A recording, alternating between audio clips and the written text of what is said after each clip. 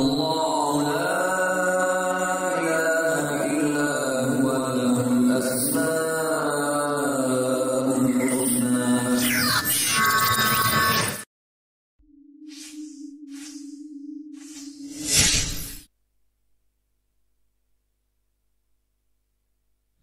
Bismillahirrahmanirrahim. Bismillahirrahmanirrahim. Assalatu wassalamu ala rasulillah. Asyhadu an la ilaha illallah wahdahu la syarikalah. Asyhadu anna Muhammadan abduhu wa rasuluhu la nabiyya wa la rasula ba'dah.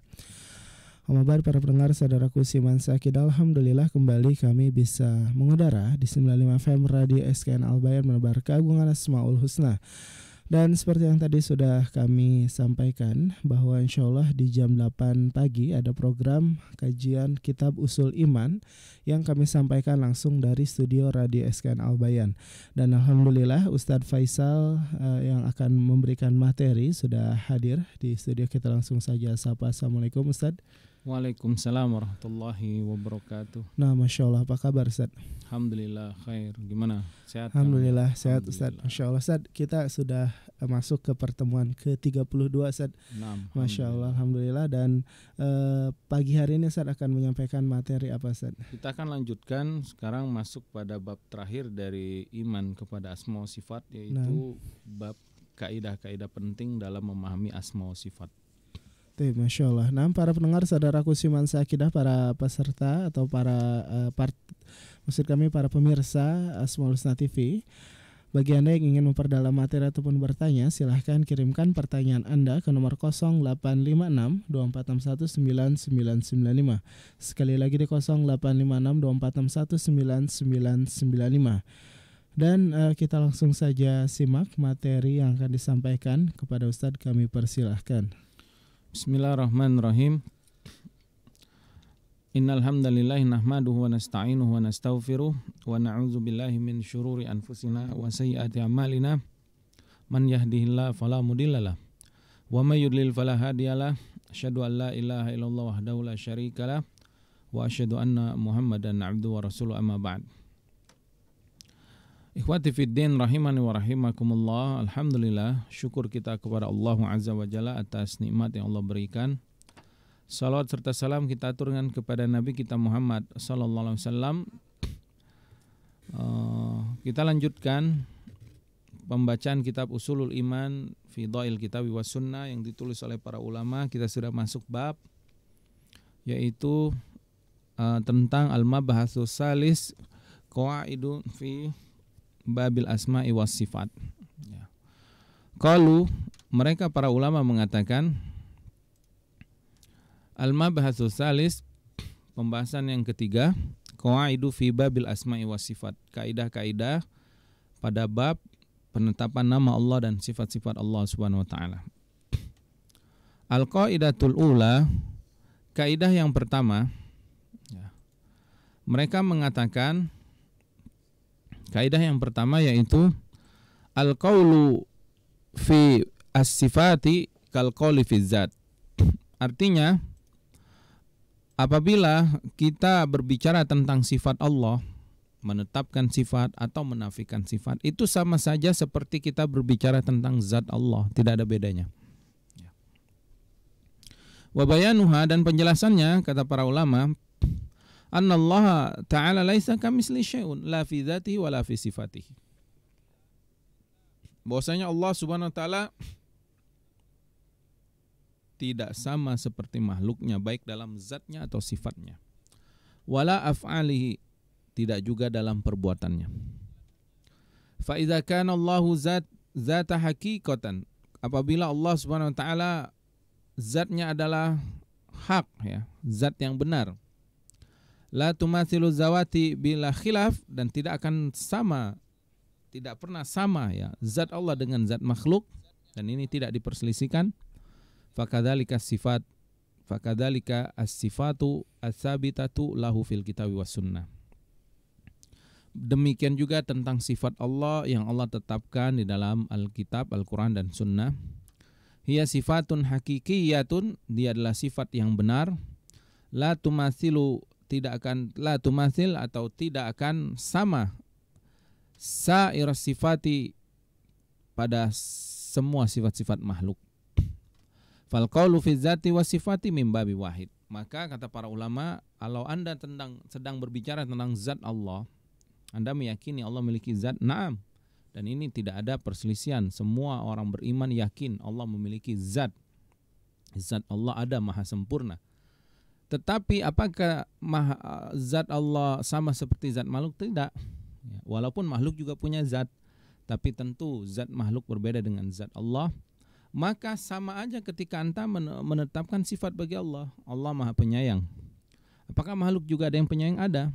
Apakah sama penyayang Allah dengan makhluk? Tentu tidak. Maka ketika kita tidak menyamakan zat Allah dengan makhluk, begitu juga kita tidak boleh menyamakan sifat Allah dengan makhluk. Al-qaulu fi zati kal qauli fi sifat. Kalau kita berbicara tentang sifat Allah, sama aja kita sedang berbicara tentang zat Allah. Tidak ada bedanya. Wa hadhihi qaidatun azimatun yunakishu biha man yunkiru sifati ma'isbati zat. Dan kaidah ini kata para ulama sangat penting ya untuk untuk melawan ya pemikiran-pemikiran yang rancu, pemikiran-pemikiran yang sesat dari mereka yang mengingkari sifat Allah. Ya. Jadi kaidah ini bantahan bagi mereka yang menolak sifat Allah. Baik menolak semua sifat Allah atau menolak sebagian sifat Allah. Ya. Padahal mereka menetapkan zat bagi Allah. Ya, seperti Mu'tazilah. Mereka menetapkan Allah memiliki zat, tetapi mereka menafikan sifat Allah. Jadi dengan kaidah ini terbantahkanlah pemahaman mereka. Fa inna isbat zati li Rabbi azza wa jalla mahallu ijma'il ummah. Karena kita ketahui menetapkan zat bagi Allah ini adalah ijma' semua kaum muslimin, enggak ada yang menentangnya. Ya. Kalau ada yang menentang sifat zat bagi Allah berarti dia kufur ya, karena dia mengkufuri Rabb, mengkufuri Allah Subhanahu wa taala. Bagaimana kaidah ini kok bisa membantah dari pemikiran yang menolak sifat Allah? Seandainya ada orang yang mengatakan, ya ini orang-orang Mu'tazilah ya, terutama yang menolak sifat-sifat Allah, mereka mengatakan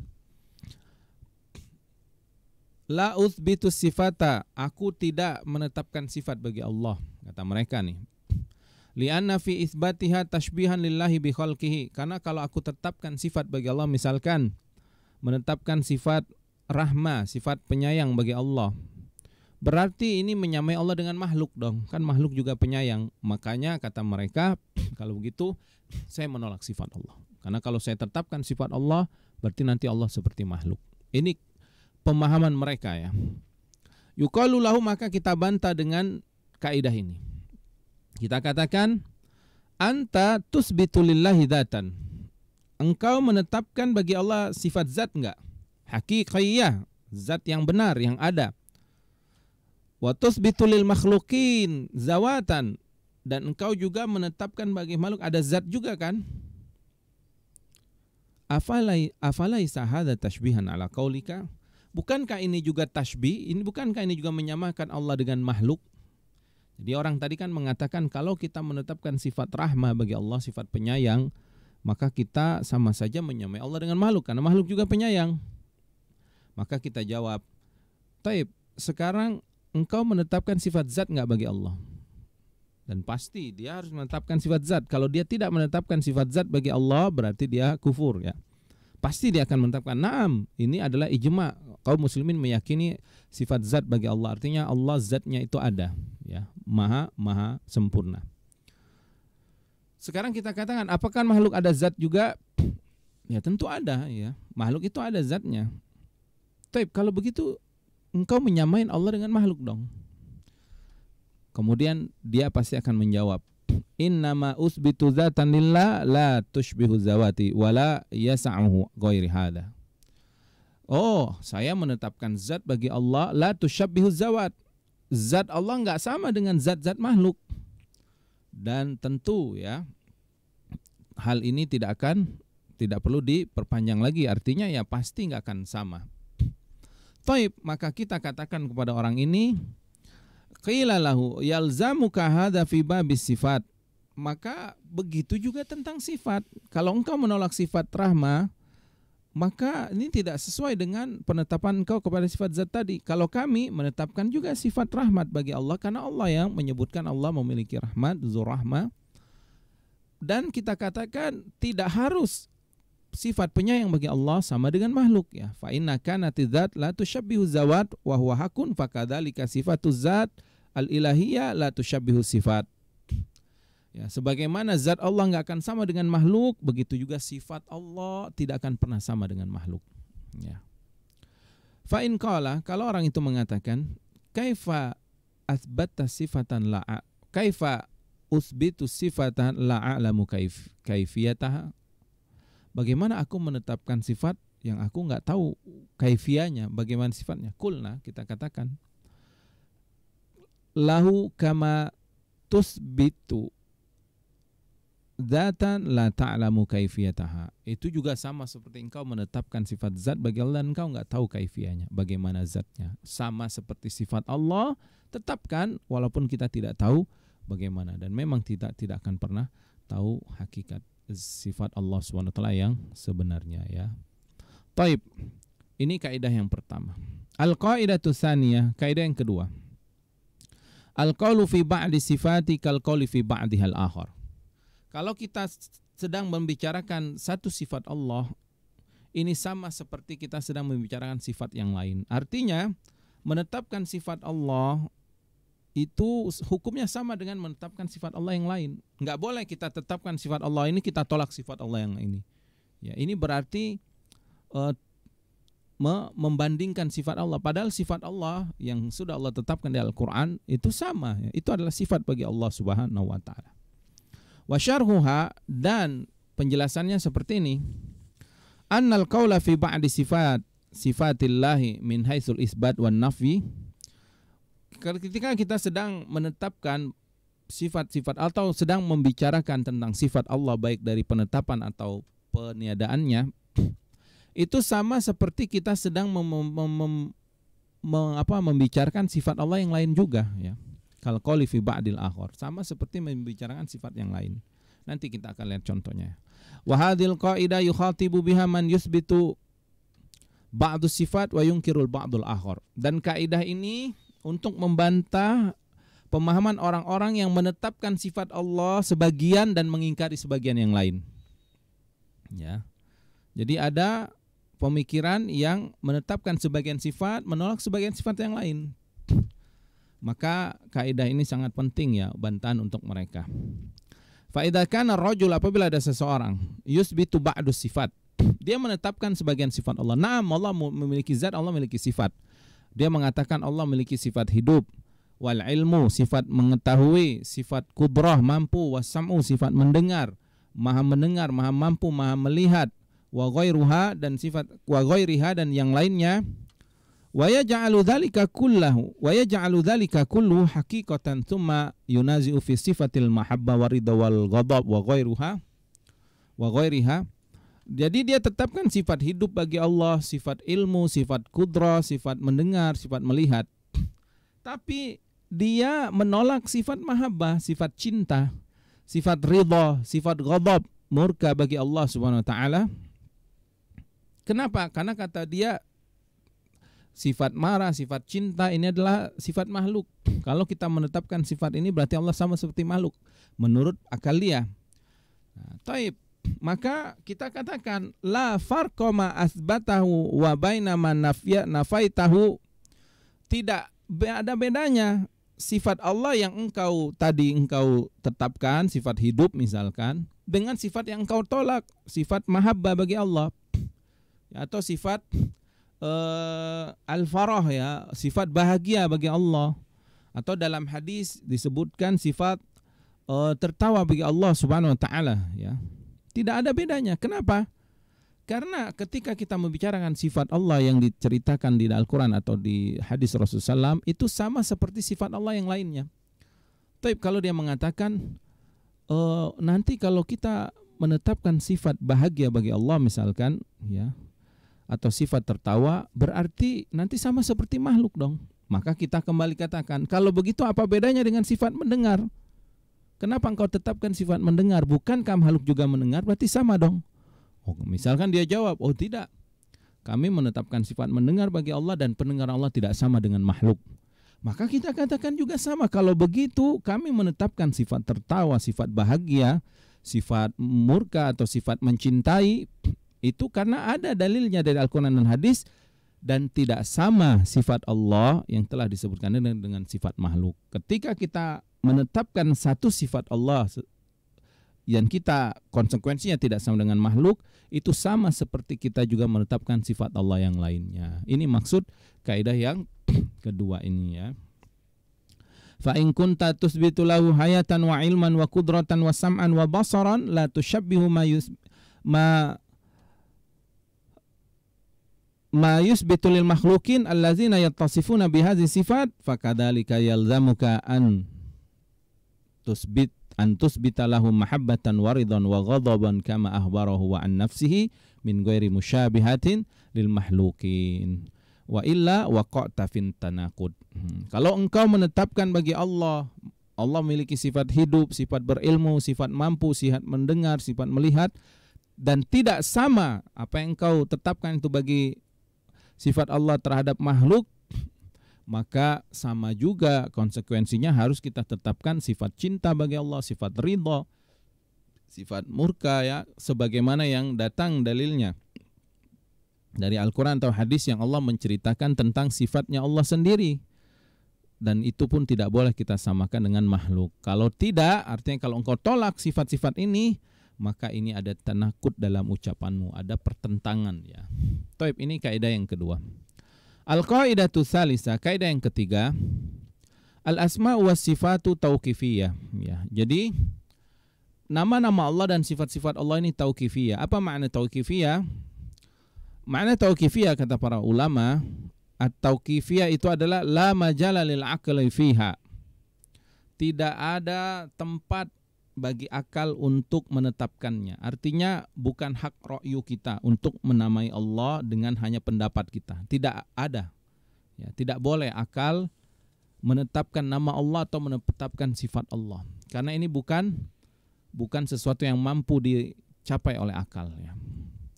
Jadi nama-nama Allah dan sifat-sifat Allah ini tidak ditetapkan oleh akal seseorang, tidak ditetapkan oleh pendapat seseorang, enggak boleh. Karena ini perkara yang gaib dan ini berbicara tentang Allah Subhanahu wa taala, maka fayajibul wuqufu fiha, wajib kita berhenti, akal kita berhenti, stop, enggak boleh mengada-ngada membuat-buat nama-nama Allah atau membuat-buat sifat Allah atau menetapkan nama Allah atau meniadakan sifat Allah hanya dengan akal kita, enggak boleh. Wajib kita berhenti dan wajib kita mengikuti alama ja'a bihil kitab wa sunnah, kecuali nama-nama dan sifat itu Allah kabarkan sendiri dalam Al-Quran dan Sunnah, baru kita ikuti, baru akal kita memahaminya dan mencernanya dan mengimaninya. Fala yuzadu fiha wala yanqus, enggak boleh kita tambah-tambah nama Allah atau sifat Allah dan enggak boleh kita kurang-kurangi. Li'annal aqla la yumkinuhu idraku ma yastahiqqu lillah, ma yastahiqqu Allah. Karena akal enggak akan pernah mungkin mengetahui apa yang berhak bagi Allah Subhanahu wa taala minal asma'i was sifati, dari nama-nama Allah dan sifat-sifat Allah. Fa wajibal wuquf, maka wajib akal kita berhenti ala nas dan mengikuti nas atau Al-Qur'an dan hadis. Allah berfirman, wala taqfu ma laisa laka bihi ilm, jangan kamu ikutin sesuatu yang kau enggak tahu ilmunya. Inna sam'a wal basar wal fuada kullu ulaika kana anhu mas'ula. Al-Isra ayat 36. Karena nanti pendengaranmu, penglihatanmu dan hatimu akan ditanya oleh Allah Subhanahu wa taala. Wa qad kana a'immatul Islam ala hadzal manhaj, dan sungguh kata para ulama Islam yang masyhur, yang terkenal, mereka mengikuti metode ini dalam memahami asma wa sifat ya. Di antaranya qala al-Imam Ahmad rahimahullah, salah satu murid Imam Syafi'i yang masyhur ya, menjadi mazhab yang besar juga, yaitu Imam Ahmad, mazhab Hambali. Beliau mengatakan, la yusafullah, tidak boleh disifati Allah illa bima wasafa bihi nafsahu, kecuali apa yang Allah sifati dirinya sendiri, aw wasafahu bihi rasuluhu, atau yang disifati oleh rasulnya ya, yang Allah sifati dirinya sendiri dalam Al-Quran atau yang Rasul SAW sifatkan dalam sunnahnya. La yatajawazul Quran wal hadis, enggak boleh kita melampaui Al-Quran dan hadis atau melewatinya. Wa qarrara ba'du ahlul ilm, dan sebagian ulama menetapkan annal ilma bisyai'i hatta yumkina wasafahu lahu salasatu turuq. Ketahuilah, kata para ahlul ilmu, untuk mengetahui hakikat ilmu segala sesuatu itu ada tiga cara, tiga jalan. Yang pertama imma ru'yatuhu. Yang pertama adalah dengan cara melihatnya. Jadi kita kalau ingin mengetahui sesuatu harus melihatnya.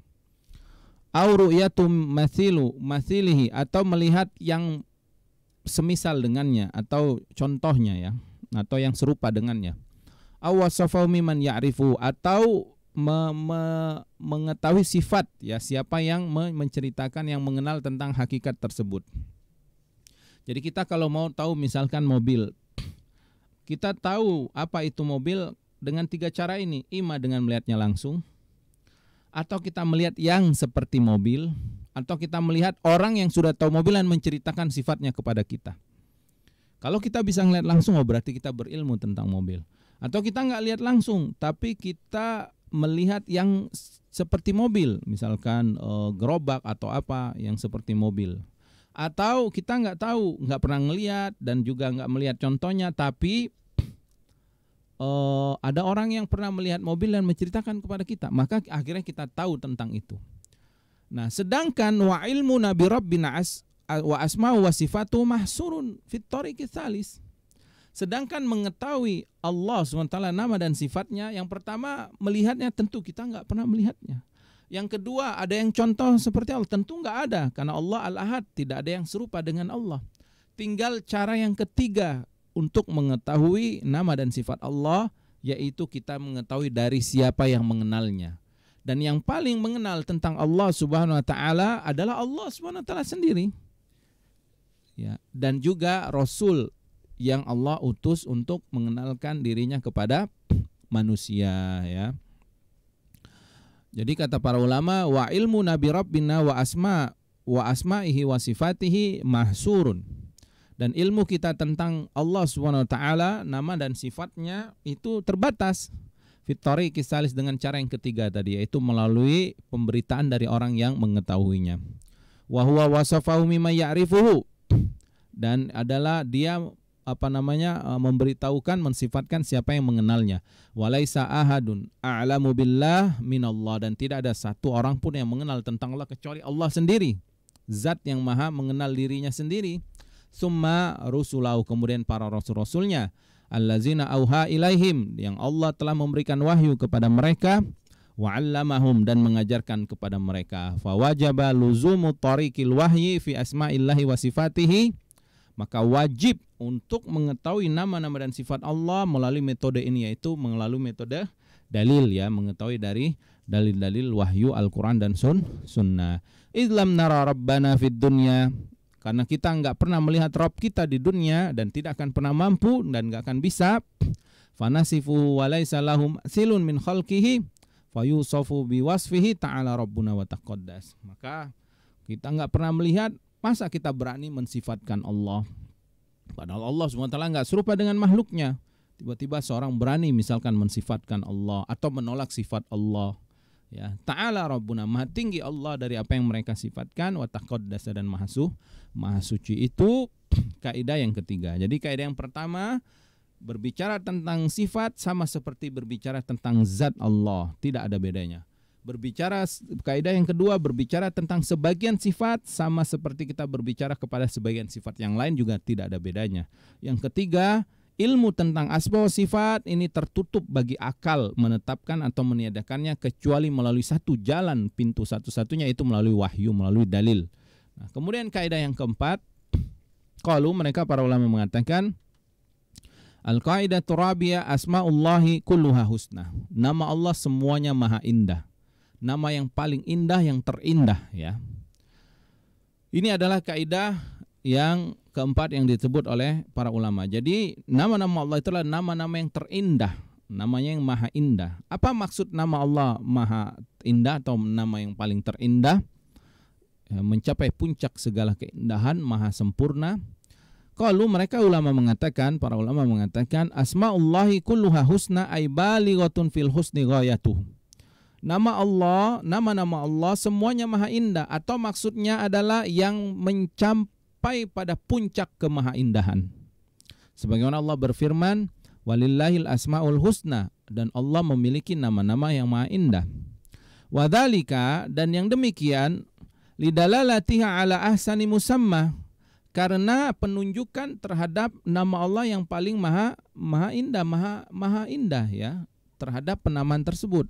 Wa asyrafu madlulin, dan yang dinamai itu adalah objek yang maha mulia, yaitu Allah Subhanahu wa taala ya, zatnya, wa huwa Allahu azza wa jalla, yaitu Allah Subhanahu wa taala. Wali annaha mutadamminatun, dan kenapa dia maha indah?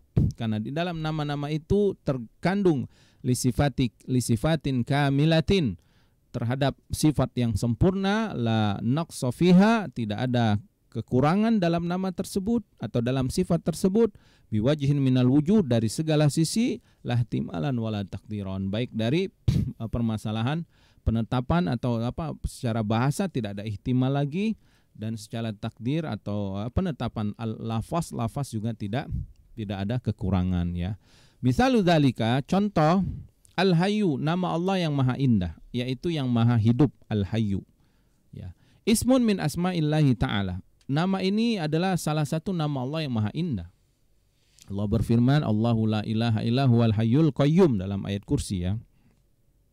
Maka di dalam nama Allah Al-Hayyu ini mutadamminun, terkandung di dalamnya lil hayatil kamilah, sifat yang maha sempurna, yaitu sifat hidup, maha hidup bagi Allah, kehidupan yang sempurna. Apa maksud kehidupan yang sempurna? Allati lam tusbak bi'adam wala yulhiqha zawalu. Artinya kehidupan yang tidak dihalui dari ketiadaan dan tidak akan disertai dengan kematian atau ketiadaan juga. Jadi Allah tidak diawali dengan tiada dan tidak diakhiri dengan tiada. Ini sempurna maha hidup Allah SWT. Beda dengan kita. Kita ini didahului dengan tiada, lalu Allah adakan, dan kita juga akan berakhir dengan tiada, kematian ya. Dan Allah yang mematikan. Nah, maka sifat hidup bagi makhluk tidak sempurna. Tapi sifat hidup bagi Allah maha sempurna ya. Al-hayatu al-mustalzimatu li kamalis sifat, kehidupan Allah, kehidupan yang maha sempurna, yang konsekuensinya adalah menunjukkan kesempurnaan sifat hidup tersebut. Di antaranya adalah konsekuensinya minal ilmi, kesempurnaan ilmu. Karena yang maha hidup, yang sempurna hidupnya artinya sempurna ilmunya ya. Wal qudra, yang maha sempurna kemampuannya, karena maha hidup, maha mampu. Was-sam'u, sempurna maha mendengarnya, kesempurnaan hidup adalah kesempurnaan pendengaran, kesempurnaan penglihatan, dan yang lainnya. Karena kalau ada orang hidup dia nggak berilmu atau dia hidup nggak mampu, ini nggak sempurna. Ada orang hidup nggak mendengar, ini nggak sempurna. Ada orang hidup nggak melihat, nggak sempurna. Ya, tetapi Allah Subhanahu wa taala maha hidup, maha sempurna kehidupannya, maka maha sempurna ilmunya, menunjukkan kesempurnaan kehidupan Allah Subhanahu wa taala adalah kesempurnaan ilmu Allah, kesempurnaan penglihatan Allah, kesempurnaan pendengaran Allah, kesempurnaan kemampuan Allah Subhanahu wa taala. Wa mithalun akhar, dan contoh yang lain kata para ulama, al-alim, Allah maha berilmu. Ismun min asma'illahi ta'ala, ini adalah salah satu nama-nama Allah yang maha indah, yaitu al-alim ya. Dalilnya banyak ya. Innallaha, misalkan innallaha kana aliman hakima dalam surah An-Nisa, wa kana Allahu aliman hakima, dan Allah Subhanahu wa taala maha berilmu ya. Dan banyak termasuk nama yang banyak Allah sebutkan dalam Al-Qur'an ya. Innallaha sami'un alim, misalkan Allah maha mendengar, maha mengetahui. Taib, di dalam nama Allah Al-Alim terkandung sifat ilmu bagi Allah yang maha sempurna ilmunya ya. Mutadamminun lil ilmi kamil alladzi lam yusbak bijahlin wala yulhiqhu nisyan, yang kesempurnaan ilmu Allah tidak diawali kebodohan dan tidak diakhiri dengan kelupaan ya. Berbeda dengan kita, dulu kita nggak tahu apa-apa. Allahu ahrajakum min butuni ummahatikum la ta'lamuna syai'a, kata Allah dalam surah An-Nahl itu. Allah mengeluarkan kalian dari perut ibu kalian nggak tahu apa-apa. Dulu kita bodoh ya, nggak tahu apa-apa. Tiba-tiba kita besar belajar lalu berilmu. Tetapi ilmu kita ini lama-lama setelah tua lupa ya. Nah, inilah ilmu manusia. Profesor sehebat apapun, setinggi apapun ilmunya, ketika mulai tua lupa, makin lama makin lupa ya. Ilmu yang banyak dia dapatkan tadi makin lama makin lepas, satu-satu makin lupa. Ini ilmu makhluk, ilmu manusia. Berbeda dengan ilmu Allah Subhanahu wa taala. Allah tidak didahului kejahilan karena Allah sudah maha sempurna Allah Maha Awal dan Allah Maha Sempurna, dan sifat ilmu adalah sifat zatiyah bagi Allah yang Allah selalu dan senantiasa disifati dengan sifat tersebut, sifat Maha berilmu. Kemudian ilmu Allah tidak akan berakhir dengan lupa juga, karena Allah tidak akan pernah lupa terhadap apa-apa yang dilakukan manusia, ya, terhadap janji-janji Allah di akhirat kelak. Allah berfirman dalam surat Thaha ayat 52, ilmuha inda rabbi fi kitab, pengetahuan tentang hari kiamat itu di sisi Allah sudah Allah tetapkan di dalam Lauhul Mahfuz. La yadillu rabbi wa la yansa, dan Allah tidak akan lalai tentang itu dan Allah tidak akan lupa. Ya, jadi Allah menafikan sifat lupa ini. Artinya Allah tidak akan pernah lupa. Al-ilmul wasi, yaitu ilmu Allah yang maha luas. Al-muhitu bi kulli syai'in jumlatan wa tafsilan, yang Allah ilmunya meliputi segala sesuatu baik secara umum atau secara terperinci. Sawa'un ma yata'allaq bi af'alihi aw af'ali khalqihi, sama saja baik ilmu yang berkaitan dengan perbuatan Allah Subhanahu wa taala atau ilmu tentang perbuatan makhluknya. Allah berfirman tentang perbuatan makhluknya, ya'lamu kha'inatal a'yun wa ma tukhfis sudur. Bahkan Allah mengetahui yang lebih halus, yang lebih tersimpan, yang lebih terrahasia yang ada pada manusia, yaitu pandangannya dan hatinya. Ya, karena yang mengetahui pandangan itu manusia itu sendiri dan juga Allah Subhanahu wa taala. Ya, orang lain nggak tahu nih kita memandang apa misalkan di kesendirian kita, tapi Allah Maha tahu. Allah mengetahui pandangan yang khianat dan Allah mengetahui apa yang tersimpan di dalam dada-dada manusia. Wal husnu fi asma'illahi ta'ala yakunu bi'tibari kullu ismin 'ala al-infirad wa yakunu bi'tibarin jam'uhu ila ghairihi fayahsulu bi jam'il ismi ila akhar kamalun fawqa kamal. Kemudian kata para ulama, sebenarnya ini kalimat dari kitab Syekh Utsaimin ini, ya, Qawaidul Musla, pada ketika Syekh Utsaimin membahas tentang kaidah yang pertama dari kaidah asma wa sifat. Dan yang maha indah dalam nama Allah terkadang maha indah dalam satu nama, ya. Seperti tadi As-Sami, Al-Alim, Al-Hayyu. Satu nama Allah itu maha sempurna keindahannya. Dan terkadang nama Allah itu jadi maha indah, kesempurnaan di atas kesempurnaan ketika digabung menjadi dua nama. Contohnya Sami'un Alim, Alimun Hakim misalkan, Azizul Hakim. Ketika satu nama ini digabung dengan nama yang lain, maka menjadi kesempurnaan di atas kesempurnaan. Contoh adalah nama Allah Al-Aziz Al-Hakim. Di dalam Al-Quran banyak nama ini Al-Aziz Al-Hakim. Dan kita ketahui satu nama Allah saja maha sempurna. Al-Aziz ini maha sempurna, ya. Menyebutkan satu nama Allah saja ini sudah maha sempurna. Apalagi kalau nama Allah ini digabung, ya. Al-Hakim ini maha sempurna. Jadi Al-Hakim punya maha kesempurnaan dengan sendirinya. Al-Aziz juga maha sempurna, nama Allah Al-Aziz. Tapi kalau digabung ini kesempurnaan di atas kesempurnaan, ya. Fa inna Allah Ta'ala yajma'u bainahuma fil Qur'ani katsiran. Karena kata Syekh, ya, di sini Allah SWT menggabung kedua nama ini Al-Aziz Al-Hakim di dalam Al-Quran banyak sekali. Fayakunu kullu minhuma dalan 'alal kamalil khas. Maka dari nama ini, ya, setiap namanya menunjukkan kesempurnaan khusus. Allazi yaqtadihi, yang sesuai dengan konsekuensi dari nama itu. Contoh Al-Aziz ini memiliki kesempurnaan khusus, yaitu wahwal izza, kesempurnaan kekuasaan atau keperkasaan atau kemuliaan fil aziz. Adapun Al-Hakim wal hukmu wal hikmah fil hakim, kesempurnaan khusus pada nama Allah Al-Hakim, yaitu Allah memiliki kesempurnaan dalam hukum, Allah memiliki kesempurnaan dalam hikmah dalam perbuatannya. Wal jam'u bainahuma, tapi kalau digabungkan kedua nama ini Al-Aziz dan Al-Hakim, dalun ala kamalin akhar, menunjukkan kesempurnaan yang lain. Kalau tadi kesempurnaan sendiri-sendiri, kalau digabung menjadi satu, menjadi kesempurnaan di atas kesempurnaan. Maksudnya apa? Kata Syekh, wa huwa annal izzata lillahi ta'ala makrunatun bil hikmah. Bahwasanya dari nama Allah Al-Aziz Al-Hakim ini, kekuasaan Allah Al-Izzah, kekuasaan, keperkasaan, kemuliaan bagi Allah, makrunatun bil hikmah, ini terikat dengan hikmahnya Allah SWT, ya. Fa'izzatuhu la taqtadil zulman wa jawran, maka keperkasaan Allah konsekuensinya tidak ada kezoliman dan tidak ada sewenang-wenang, ya. Kama yakunu min ba'di a'izza al-makhlukin, sebagaimana kalau makhluk itu dia punya, misalkan dia raja atau dia pemimpin, dia punya kekuasaan, punya keperkasaan, tetapi terkadang dengan kekuasaannya dia berbuat zalim, dengan kekuasaannya dia otoriter, dengan kekuasaannya dia berbuat semena-mena. Berbeda dengan Allah Subhanahu wa taala, ya.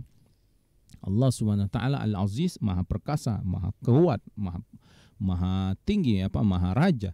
Tapi dengan kekuasaan dan keperkasaan Allah Subhanahu wa taala tidak menzalimi hamba-hambanya, ya. Karena Allah korinakan namanya dengan Al-Hakim, ya. Fa inna ba'dahum, karena sebagian raja-raja yang dunia tadi makhluk, qad ta'khuzuhul izza bil itsmi, kadang mereka itu keperkasaannya itu diliputi dengan dosa juga. Fayazlimu wa yajur, mereka berbuat zalim dan berbuat sewenang-wenang, ya, berbuat menzalimi rakyatnya misalkan. Wa kadzalika hukmuhu, demikian juga hukum Allah Subhanahu wa taala. Wa hikmatuhu, dan hikmah Allah Subhanahu wa taala makrunani bil izzil kamil. Ya, jadi hikmah dan hukum Allah itu diliputi dengan diikat dengan sifat Allah yang sempurna, sifat kekuasaan yang sempurna, bi khilafi hukmul makhluk. Beda dengan hukum atau hikmah makhluk. Fa innahuma ya'tarihi mazul, terkadang hukum makhluk itu lemah atau hikmah mereka juga lemah karena tidak disertai dengan kemuliaan. Berbeda dengan Allah Subhanahu wa taala, hukum dan hikmahnya disertai dengan kemuliaan. Keperkasaan dan kemuliaannya disertai dengan hikmah. Hadza wallahu a'lam. Baik. Kemudian kata para ulama, wa fi khitami hadzal bab, ya, dan penutup dari bab ini, nusyiru ila jumlati minal fawaid wa thamarat allati yajniha al-muslim bi tahqiqihi li hadzal asl azim wa huwa al-iman billah wahdahu la syarika la fi rububiyyati wa uluhiyyati wa asma'i wa sifati fa min dzalika. Jadi menutup bab ini kata para ulama, maka mereka akan menyebutkan tentang buah, ya, atau faidah-faidah yang harus didapatkan oleh seorang muslim ketika mereka menerapkan keimanan kepada Allah dengan benar, ya, yang Allah tidak ada sekutu baginya. Jadi dimulai dari awal kita bahas tentang iman kepada Allah, tentang tauhid, uluhiyah, rububiyah, semua sifat, wajib menjauhi takut kepada kesyirikan, jauhi keluarga kita dari kesyirikan agar menerapkan tauhid sebenar-benar tauhid, lalu bagaimana beriman kepada semua sifat. Nah, buah-buahnya ini. Yang pertama,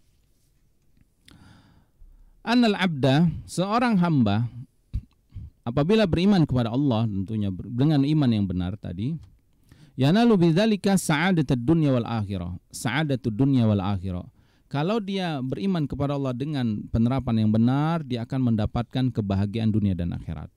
Bal inna sa'adata fid darain, bahkan kebahagiaan di dua negeri yaitu dunia dan akhirat, mutawakkiful husul 'alaiha 'alal imani billah. Salah satu jalannya agar mendapatkan itu hanya satu, yaitu beriman kepada Allah. Fahadzul 'abdi minha bihasbi hazzihi min imanihi bi rabbi asma'i wa sifati wa uluhiyati.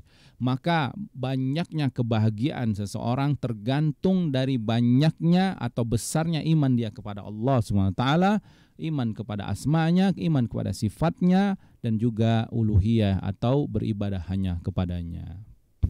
Kemudian di antara buah dari beriman kepada Allah yang kedua, anna imanal abdi bi rabbih wa asma'ihi wa sifatihi huwa a'zamu asbabi khaufihi subhanahu wa khasyatihi wa tahqiqi ta'atihi. Kata para ulama, buah di antara beriman kepada Allah, kepada asma dan sifatnya, ini merupakan sebab yang terbesar agar kita menjadi hamba yang takut kepada Allah. Jadi bagaimana memupuk rasa khauf, rasa khasyah kita kepada Allah, beriman kepada asma wa sifat ini, ya. Dan juga menerapkan ketaatan kepadanya. Fakullama kana al-'abdu bi rabbih a'rafu, setiap seorang hamba mengenal Allah, kana ilaihi aqrab, maka saat itu juga dia akan makin dekat dengan Allah. Wa minhu akhsha, dan makin takut kepada Allah Subhanahu wa taala. Wal ibadatihi atlab, dan makin semangat dalam beribadah kepadanya. Wa an ma'siyatihi wa mukhalafatihi ab'ad, dan semakin berusaha menjauhi maksiat kepada Allah Subhanahu wa taala. Kemudian yang ketiga, buah dari beriman kepada Allah, kepada asma dan sifatnya, anal abda yanalu bidzalika tuma'nina qalbuhu, tuma'nina qalbahu. Ya, seorang hamba apabila beriman kepada Allah itu akan mendapatkan ketenangan dalam hatinya. Waraha nafsahu, dan akan mendapatkan jiwanya yang raha, jiwa yang tenang ya. Wa anasa khatirah wa khatirihi, ya, dan juga ketenangan dalam mara bahayanya. Jadi dia ketika dapat mara bahaya dia menjadi tenang ya. Wal amnu wal ihtida, dan akan merasakan aman dan akan mendapatkan hidayah fid dunya wal akhirah, keamanan dan hidayah di dunia dan di akhirat. Sebagaimana Allah berfirman, alladzina amanu, orang-orang yang beriman kepada Allah, ya, beriman kepada asma wa sifatnya tadi, wa tatmainnu qulubuhum bi dzikrillah, nanti hati mereka akan tenang dengan mengingat Allah. Ala bi dzikrillah tatmainnul qulub, ketahuilah hanya dengan beriman kepada Allah, berzikir kepada Allah akan menyebabkan seseorang tenang hatinya. Kemudian yang keempat, anna naila thawabil akhirah, untuk mendapatkan pahala akhirat, mutawakifun alal imani billahi wa sihhatihi. Ini hanya satu jalannya, yaitu beriman kepada Allah dan juga imannya iman yang benar. Fabi tahqiqihi wa tahqiqi lawazimihi, maka dengan menerapkan konsekuensi iman kepada Allah, yanalul abdu sawabal akhirah, baru dia akan mendapatkan pahala negeri akhirat. Fayudkhilu jannata arduhas samai wal ard, maka dengan iman itu juga dia akan dimasukkan ke dalam surga yang luasnya seluas langit dan bumi. Fiha minan na'im, di dalamnya dia akan mendapatkan banyak kenikmatan. Mala ainun ra'at, yang tidak pernah dilihat oleh mata, wala uzunun sami'at, enggak pernah didengar oleh telinga, wala khatara ala qalbin basyar, dan hati manusia tidak pernah terbayangkan nikmatnya surga. Wa yanju minan nar, dengan beriman kepada Allah dia akan selamat dari neraka. Wa azabiha asyadid, dan selamat dari azabnya yang sangat perih, yang sangat keras ya. Wa azamu min dzalika kulluhu, dan min dzalika kullihi, dan di antara nikmat yang paling agung dari semua itu, an yafuza biridhar rabbi subhanahu fala yasqatu alaihi abadan. Ini yang paling mulia, yang paling kemenangan yang paling besar, selain dimasukkan surga selamat dari neraka, dia akan mendapatkan keridhaan Allah Subhanahu wa taala dan tidak akan diliputi kemurkaan Allah selama-lamanya. Wa yataladzzu yaumal qiyamah bin nadhari ila wajhil karim, dan dia akan merasakan lezatnya nikmatnya pada hari kiamat kelak melihat Allah, melihat wajah Allah Subhanahu wa taala yang maha mulia, fi ghairi dharra'in mudarrah, di pada keadaan yang tidak ada kesulitan saat itu, wala fitnatan mudillah, dan tidak ada ujian yang berat kepadanya yang bisa membinasakan atau menyesatkannya. Kemudian di antara buah dari beriman kepada Allah Subhanahu wa taala, yaitu annal imana billah huwallazi yusahhihul a'mal. Ya, beriman kepada Allah ini akan memperbaiki amal kita, ya. Wa yaj'aluha maqbula, dan akan menjadikan amal kita diterima Allah Subhanahu wa taala. Fa bi faqdihi la tuqbalu bal turaddu ala sahibiha wa in kasurat wa tanawwa'at. Adapun orang yang enggak beriman kepada Allah, maka tidak akan diterima amalnya, dan amalnya akan ditolak, walaupun amalnya banyak, walaupun amalnya bermacam-macam. Allah berfirman dalam surat Al-Maidah, wa may yakfur bil iman, siapa yang mengkufuri Allah dari keimanan, faqad habita amaluhu, dan akan Allah hapus semua amalnya ya. Wa huwa fil akhirati minal khasirin, nanti orang ini di akhirat menjadi orang yang sangat rugi. Allah berfirman dalam ayat lain juga, man aradal akhirah, siapa yang menginginkan negeri akhirat, pahala akhirat maksudnya, wa sa'alaha sa'yaha, dan dia berusaha ya dengan usaha yang keras untuk mendapatkannya, wa huwa mu'mina, syaratnya ini ya. Jadi dia berusaha dengan amalan soleh supaya di negeri akhirat bahagia, dapat kenikmatan akhirat. Dia berusaha betul, beramal soleh, artinya dia banyak beramal, Dan amal dia ini diliputi dengan keimanan, wahwa mu'min, dan dia orang beriman. Apa kata Allah? Faulaika kana sa'yuhum mashkura. Orang inilah usahanya itu akan dibalas oleh Allah Subhanahu wa taala dalam surat Al-Isra ayat ke-19. Taib ikhwati fiddin rahimani wa rahimakumullah. Ada beberapa poin lagi yang berkaitan dengan buah dari beriman kepada Allah Subhanahu wa taala, termasuk beriman kepada asma dan sifatnya yang disebutkan para ulama pada penutupan bab iman kepada Allah, yang insya Allah akan kita lanjutkan pada esok hari ya, penyelesaian tentang buah dari beriman kepada Allah ini. Alhamdulillah ya, bismillah ta'ala kita telah menyelesaikan beberapa poin penting tentang masalah ini. Wassallallahu ala nabiyina Muhammad wa ala alihi washabihi wasallam.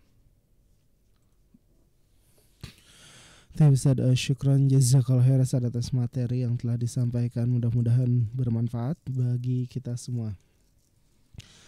Para pendengar, para pemirsa, silahkan bagi Anda yang ingin bergabung untuk bertanya, kirimkan pertanyaan Anda melalui WhatsApp ke nomor 0856 24619995. Sekali lagi di 0856 24619995. Nah, Ustaz, kita bacakan pertanyaan yang sudah masuk, Ustaz. Fadhal. Pertanyaannya, bismillah. Assalamualaikum, Ustaz. Waalaikumsalam warahmatullahi wabarakatuh. Ustaz, mengapa dahulu orang-orang Yahudi sampai mensifati Allah atau mensifati tangan Allah terbelenggu, Ustaz? Nah, demikian pertanyaannya, Ustaz. Taib, barakallahu fikum. Orang-orang Yahudi sebagaimana kita ketahui mereka memiliki sifat-sifat yang buruk ya. Nah, Akhlak-akhlak yang tercela, karena mereka sangat kurang ajar kepada Allah, apalagi kepada Rasul-Rasulnya, apalagi kepada di bawah itu. Nah. Makin kurang ajar mereka. Di antara penyebab mereka mensifati Allah SWT dengan sifat yang buruk, yaitu mereka mengatakan yadullahi maghlulah, tangan Allah terbelenggu. Nah. Karena bakhil, karena sifat bakhil yang ada pada mereka. Jadi mereka itu bakhil dan kikir, sehingga mereka nggak mau bersedekah kepada orang-orang miskin. Nah.